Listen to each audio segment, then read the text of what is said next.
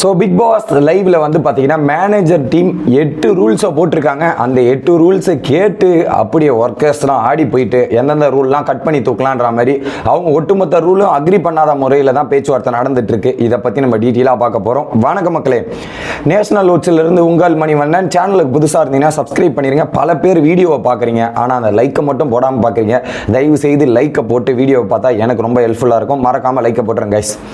So first வந்து பார்த்தீங்கன்னா நம்ம முத்துக்குமார் தான் ஆரம்பிச்சார். அவருடைய பேர் வந்து காரியம், கே ஃபார் காரியம் அப்படின்றது தான். அதில் தெளிவாக அங்கே கோல் அடிச்சார் பாருங்க. சரியான ஒரு பிளான். என்னன்னா முத்துக்குமார் என்ன சொல்றாரு, இது ஒரு கேம்.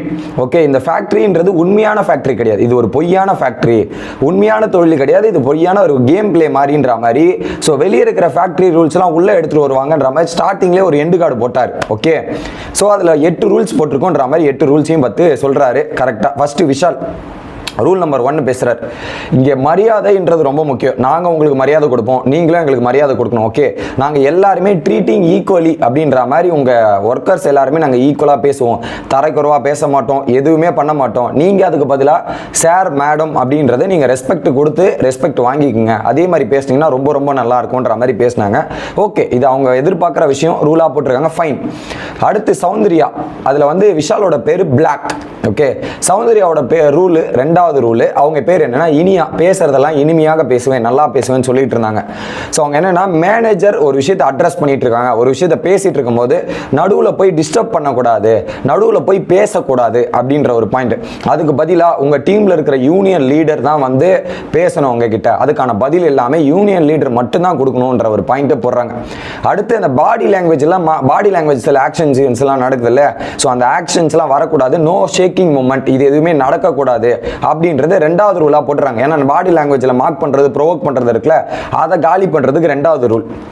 3வது ரூல் ஜாக்லின் கோ, அவங்களோட ஜாக்லினோட பேர் கோ. இப்போ எங்க கூட ஒரு பிரச்சனை இருக்குப்பா, மேனேஜ்மெண்ட் கூட ஒரு பிரச்சனை இருக்கு. அப்போ என்ன பண்ணணும்னா அந்த ப்ராப்ளத்தை நீங்க யூனியன் லீடர் கிட்ட சொல்லணும். ஓகே, அந்த டைம்ல நீங்க ஒர்க் பண்ணிட்டு இருந்தீங்கன்னா அந்த ஒர்க்கை நிறுத்தக்கூடாது, சைக்கிள் மெஜிட்டு இருந்தீங்கன்னா அந்த சைக்கிள் ஓட்டிக்கிட்டே இருக்கணும். ஸோ அந்த விஷயத்த வந்து எங்க டீம் கூட கன்வின்ஸ் பண்ணுவார், எங்க டீம் கூட வந்து கன்வே பண்ணுவார். கன்வே பண்ணதுக்கு அப்புறம் நாங்க ஒரு விஷயத்த சொல்லுவோம், அது உங்களுக்கு கன்வின்ஸ் ஆச்சுன்னா அதுக்கப்புறம் ஒரு முடிவு எடுங்க. அது வரையும் நீங்க சைக்கிள் ஓட்டிக்கிட்டே இருக்கணும், எந்த இடத்திலும் வேலை தடப்படக்கூடாதுன்றதுதான் பாயிண்ட். ஸோ இது வந்து உங்களுக்காகவும் சேர்ந்து தான் வேலை செய்யறோன்ற மாதிரி ஜாக்லின் வந்து அவங்களையும் சேர்த்து ஒரு செக்மேட் போட்டு விட்டாங்க. அடுத்து ஜெஃப்ரி 4வது ரூல். ஓகே, ஸோ இந்த 4வது ரூல் என்னன்னா தொழிற்கூடும், அந்த சைக்கிள் ஓட்டுற இடம் இருக்கு இல்லையா, அந்த இடத்துல ஒர்க் பண்ற பர்சன்ஸ் மட்டும் தான் அலோடு, வேற எந்த பர்சன்ஸும் அலோடு கிடையாது. சேஃப்டி எக்யூப்மெண்ட், தலையில போடுற கேப், இது எல்லாத்தையுமே சேஃப்டியா போட்டுருக்கணும். ஸோ சேஃப்டி தான் ரொம்ப இம்பார்ட்டன்ட் அப்படின்றதான். அதுல ஜெஃப்ரியோட பேர் ஒயிட் அப்படின்ற மாதிரி, பிளாக் அண்ட் ஒயிட்ன்ற மாதிரி மாத்தி வச்சிருக்காங்க. டிஸ்டர்பன்ஸ் இருக்கக்கூடாதுன்னு சொல்லியாச்சு. அடுத்து ரூல் நம்பர் 5, தர்ஷிகா, அவங்களோட பேர் ஸ்வீட்டி. அவங்க என்ன சொல்றாங்கன்னா ரிவார்டு முக்கியம். கம்பெனிலலாம் ஆஃபர் என்ன சொல்லுவாங்கன்னா வேலை செய்யறவங்களுக்கு ரிவார்டு கொடுப்பாங்களே, அதே மாதிரி நாங்கள் ஒரு ரிவார்டு கொடுக்குறோம். பெஸ்ட் எம்ப்ளாயி ஆஃப் த டே அப்படின்றத ஒருத்தர் செலக்ட் பண்ணுவோம். அடுத்த நாள் அவருக்கு வந்து 2 ஷிஃப்ட் வேலையை வந்து கிடையாது, அவருக்கு பதிலாக அந்த ஷிஃப்டோட வேலையை வேற யாருக்காவது கொடுக்கலாம். இல்லை அவர் ஒரு நபரை செலக்ட் பண்ணி, ஒரு தனிப்பட்ட ஒரு நபரை செலக்ட் பண்ணி அவருடைய வேலைகளை குறைக்கலாம். ஸோ இதை நீங்கள் நல்லா பர்ஃபார்மன்ஸ் பண்ணினா இந்த ரிவார்டு நான் உங்களுக்கு கொடுக்குறோம் அப்படின்ற ஒரு விஷயத்தை கொடுக்குறாங்க. அடுத்து தீபக், அவருடைய பேர் டி ஃபார் தீபக் அப்படின்றது தான் அவருடைய 6வது ரூல்.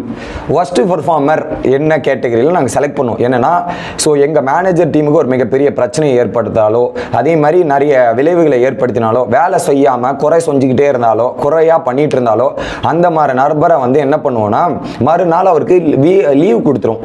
ஹாலிடே கொடுத்தவனா அவர் வந்து விடுதலை தான் போய் தங்கணும். ஸோ அங்கே தூங்குறதுக்குன்னு ஒரு இடம் இருக்கு இல்லையா, அந்த தூங்குற இடத்துல மட்டும் தான் இருக்கணும், யாருக்கிட்டையும் பேசக்கூடாது, வாயை மூடிக்கிட்டு சைலண்டாக உட்காரணுன்றது. இந்த ரூல் கொஞ்சம் அதிகமாக தான் இருக்கு. பேசக்கூடாதுன்னெலாம் ரூலே போகக்கூடாது, அதை இவங்க போட்டிருக்காங்க. அங்கே இருக்கலாம்னு சொல்லுங்க, வேலை இல்லைன்னு சொல்லுங்க, அதை விட்டுட்டு இங்கே பேசக்கூடாதுன்ற ரூலே நாட் அப்ளிகபிள் என்ன பொறுத்தவரையும். அதுக்கப்புறம் என்ன சொல்றாங்க, அந்த வேலைகளை வந்து இன்னொரு நபருக்கு அலாட் பண்ணிடணும் அப்படின்றது பாயிண்ட் 6. அடுத்து மஞ்சுரி 7வது ரூல் போடுறாங்க. எம்ஜி அவங்களோட பேர். இரவு டைமில், ஸோ நைட் டைம்லேயும் வந்து இப்போ ரெஸ்ட் ரூம் போகணும், இல்லை கேஸில் குக்கிங் பண்ணணும், தண்ணி வேணும்னா அந்த ஒர்க்கெல்லாம் நாங்கள் உங்களுக்கு கம்மி பண்ணி தரோம், மேக்ஸிமம் இருக்காத அளவுக்கு பார்த்துக்குறோம். ஸோ உங்களுக்கு யூசேஜ் எல்லாத்தையுமே நாங்கள் கிளியர் பண்ணி வைக்கிறோன்ற மாதிரி போட்டிருக்காங்க. அதில் வாட்டரும் உங்களுக்கு ஃபில் பண்ணி கொடுத்துறோம், ரெஸ்ட் ரூம் யூசேஜுக்கும் நாங்கள் ஃபில் பண்ணி கொடுத்துறோம், எல்லாமே நாங்கள் ஃபில் பண்ணி கொடுத்துறோன்ற மாதிரி 7வது ரூல் போட்டிருக்காங்க. ஓகே, இது 7. அடுத்து முத்துக்குமார் போட்ட ரூல் என்னன்னா 8வது ரூல். ஸோ நீங்கள் வந்து யூனியன் லீடருக்கு ஒரு 3 பேரை செலக்ட் பண்ணுங்க. ஓகே, அந்த 3 பேரை செலக்ட் பண்ணி கொடுத்தவொடனே நாங்கள் அதை செலக்ட் பண்ணுவோம். அதில் 3 பேர்லேருந்து ஒருத்தரை நாங்கள் செலக்ட் பண்ணுவோம், நீங்கள் 3 பேர் செலக்ட் பண்ணி கொடுங்க அப்படின்றது தான் தேர்வு பண்ணுவோம். 9வது ரூல் வந்து நாங்கள் இந்த ரூலில் எது வேணாலும் மாற்றம் பண்ணுவோம், சேஞ்ச் பண்ணுவோம், அது எங்களுக்கு உரிமை இருக்குன்ற மாதிரி 9 ரூலை போட்டாங்க. இதுக்கான முடிவுகளை நீங்கள் பேசிட்டு சொல்லுங்க அப்படின்றது தான் டாஸ்க். இப்போ என்ன பண்ணிட்டாங்க, இதில் வந்து அந்த யூனியன் வந்து பார்த்தீங்கன்னா மக்கள் தான் தேர்ந்தெடுக்கணும், ஐ மீன் லேபர்ஸ் தான் தேர்ந்தெடுத்து யூனிட் மினிஸ்டர் ஆக்கணும். இப்போ இங்கேயே ஒரு பெரிய கன்ஃபியூஷன் இருக்கா, இது எல்லாத்தையும் போய் டிஸ்கஸ் பண்ணும்போது பார்த்தீங்கன்னா முதல்ல யூனியன், இந்த அருண் பேசுறாரு, இந்த உலகத்தில் யூனியன் எல்லாமே வந்து லேபராக தேர்ந்தெடுத்து தான் செலக்ட் பண்ணுவாங்க. அதை வந்து இவர் எப்படி இப்படி சொல்லலாம், அந்த கேமுக்காக இது கிடையாது அப்படி கிடையாது அப்படின்லாம், அதுக்கெல்லாம் முடிவு எடுக்கிறதுக்கான உரிமை மேனேஜ்மெண்ட்டே கிடையாது, ஒரு ரைட்ஸும் கிடையாது அவங்களுக்கு. என்ன ரைட்ஸ் இருக்குது இதை பற்றி பேசுறதுக்கு, அதெல்லாம் கிடையவே கிடையாதுன்ற மாதிரி ஒரு விஷயத்த பேசுறார். அடுத்து அன்ஷிதா சொல்றாங்க, இது பேசுறதுக்கும் உரிமை இருக்கு, இங்க ஒரு இடத்துல ஒருத்தர் தான் பேசணும்ன்றதெல்லாம் சொல்ல முடியாது, இங்க பேசுறதுக்காக தான் வந்திருக்கோம். அப்ப எல்லாரும் எப்ப பேசுறது, ஒவ்வொருத்தர் பேசிக்கிட்டே இருக்கணும், இதெல்லாம் பண்ணணும். ஸோ அந்த உரிமை எல்லாருக்கும் இன்னும் இந்த பேசக்கூடாது, இதெல்லாம் இருக்கவே கூடாதுன்ற மாதிரி ஒரு பக்கம் அன்ஷிதா சொல்றாங்க. ஓகே, அடுத்து யாரு இவர் சொல்றார், ரஞ்சித் அவர்கள் என்னன்னா, நம்ம ஒரு 3 பேரை செலக்ட் பண்றோமே, அந்த 3 பேர்ல ஒரு ஆள் அவங்க செலக்ட் பண்றது அவங்களுக்கு சாதகமா இருக்கிற ஆள் தான் செலக்ட் பண்ணுவாங்க யூனியன் லீடரா. அப்ப நமக்கு சாதகமா இல்லாத ஆள் செலக்ட் பண்ணா என்ன பண்றது, ஒண்ணுமே பண்ண முடியாது, அந்த ரூலே கேன்சல், அதெல்லாம் அக்செப்ட் பண்ண முடியாதுன்ற மாதிரி ரஞ்சித் சொல்லுங்கன்ற மாதிரி அந்த ரூலை ரஞ்சித் பேசுறாரு. அடுத்து அந்த சேஃப்டி ஹெட் கேப்ஸ் எல்லாம் போட சொன்னாங்களே, அதையும் போட முடியாது, போடக்கூடாதுன்னு சொல்லிடுவோன்ற மாதிரி யாரு அருண் அவர்கள் அதையும் போடணும் அப்படின்ற ஒரு பாயிண்ட்டும், அதே மாதிரி வேலை கூடும், அந்த வேலை செய்யற இடத்துல ஆட்கள் வரக்கூடாதுன்னு சொல்ற ரைட்ஸ் என்ன இருக்கு, நம்மளாம் வந்து உட்கார்ந்து பேசுவோம், 3 பேர் ஒர்க் பண்ணாலும் நம்ம வந்து உட்கார்ந்து பேசுவோம், சப்போர்ட்டா இருப்போம், என்னது இது, இதெல்லாம் மீற மாட்டோம்ன்ற மாதிரி அவங்க சொல்ற எந்த ரூலையும் அக்செப்ட் பண்ணக்கூடாதுன்னு இருக்காங்க.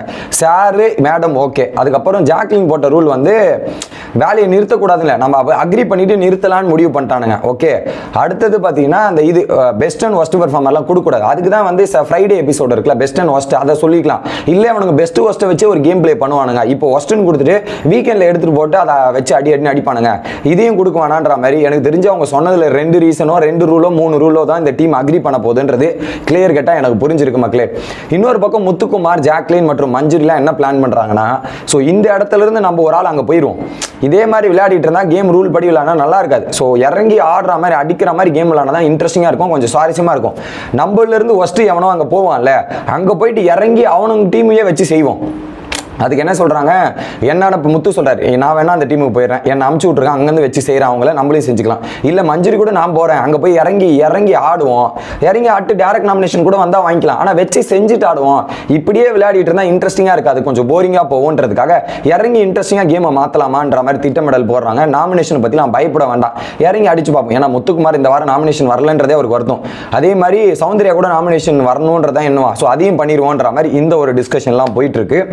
என்னென்ன முடிவுகள் எடுக்க போறாங்க, என்னென்ன பிரச்சனைகள் வரப்போகுதுன்னு தெரியல. இதுல மெயினான ஒரு விஷயம் என்னன்னா, சொல்ல மறந்துட்டேன், இந்த வீடியோல மென்ஷன் பண்ணல. ஃபார் எக்ஸாம்பிள் தண்ணிக்கு எதனா தேவைன்னா அந்த கேமரா முன்னாடி மேனேஜர் டீம்ல இருந்து யாராவது ஒரு நபரை செலக்ட் பண்ணி கேமரா முன்னாடி பதிவு பண்ணாதான் அது ஒர்க் கணக்காகும், பதிவு பண்ணலன்னா அது கணக்கே ஆகாது அப்படின்றதான் பாயிண்ட். இதுதான் தற்போதைய நிலவரங்கள். இதுக்கப்புறம் தான் அந்த அருண் முத்து இதெல்லாம் சண்டை வரப்போகுது. ஸோ அடுத்தடுத்த வீடியோல வந்து சந்திக்கிறேன். பாய் கைஸ், மறக்காம சப்ஸ்கிரைப், லைக் பட்டனை மறந்துடாதீங்க. பாய் பாய்.